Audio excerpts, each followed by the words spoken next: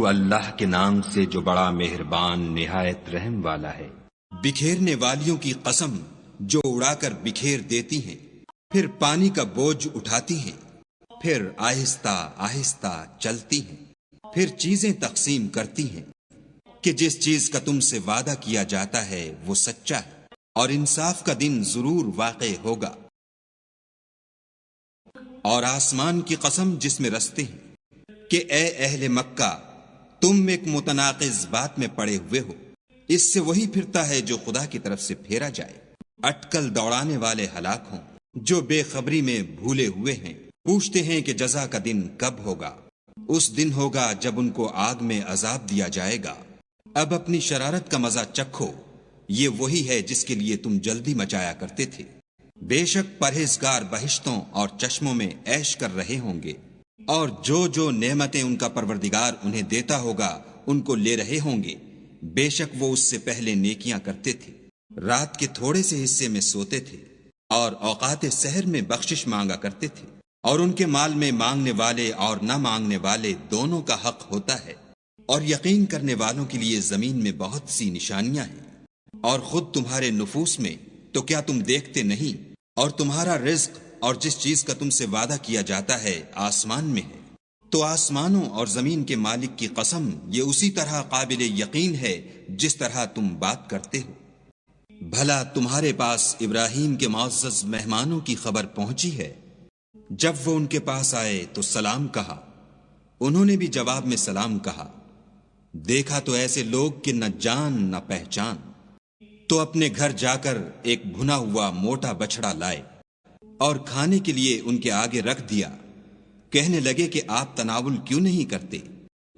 اور دل میں ان سے خوف معلوم کیا۔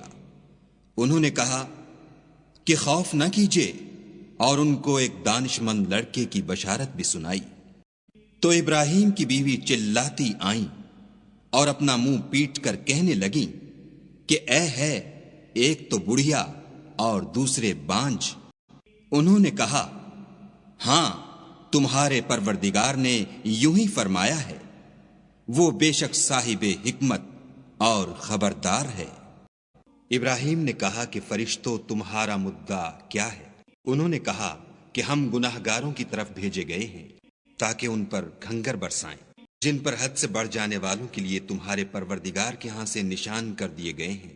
تو وہاں جتنے مومن تھے ان کو ہم نے نکال لیا، اور اس میں ایک گھر کے سوا مسلمانوں کا کوئی گھر نہ پایا، اور جو لوگ عذاب علیم سے ڈرتے ہیں ان کے لیے وہاں نشانی چھوڑ دی۔ اور موسیٰ کے حال میں بھی نشانی ہے، جب ہم نے ان کو فرعون کی طرف کھلا ہوا معجزہ دے کر بھیجا تو اس نے اپنی قوت کے گھمنڈ پر منہ موڑ لیا اور کہنے لگا، یہ تو جادوگر ہے یا دیوانہ۔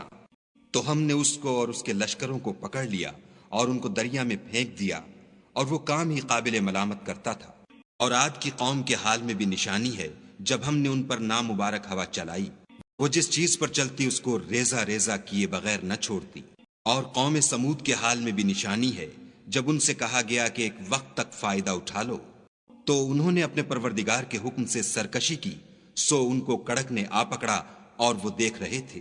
پھر وہ نہ تو اٹھنے کی طاقت رکھتے تھے اور نہ مقابلہ کر سکتے تھے۔ اور اس سے پہلے ہم نوح کی قوم کو ہلاک کر چکے تھے، بے شک وہ نافرمان لوگ تھے۔ اور آسمانوں کو ہم ہی نے ہاتھوں سے بنایا اور ہم کو سب مقدور ہے، اور زمین کو ہم ہی نے بچھایا، تو دیکھو ہم کیا خوب بچھانے والے ہیں۔ اور ہر چیز کی ہم نے دو قسمیں بنائیں تاکہ تم نصیحت پکڑو۔ تو تم لوگ خدا کی طرف بھاگ چلو، میں اس کی طرف سے تم کو صریح رستہ بتانے والا ہوں۔ اور خدا کے ساتھ کسی اور کو معبود نہ بناؤ، میں اس کی طرف سے تم کو صریح رستہ بتانے والا ہوں۔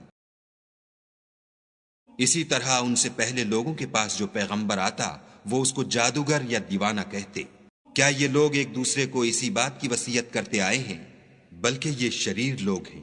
تو ان سے اعراض کرو، تم کو ہماری طرف سے ملامت نہ ہوگی، اور نصیحت کرتے رہو کہ نصیحت مومنوں کو نفع دیتی ہے۔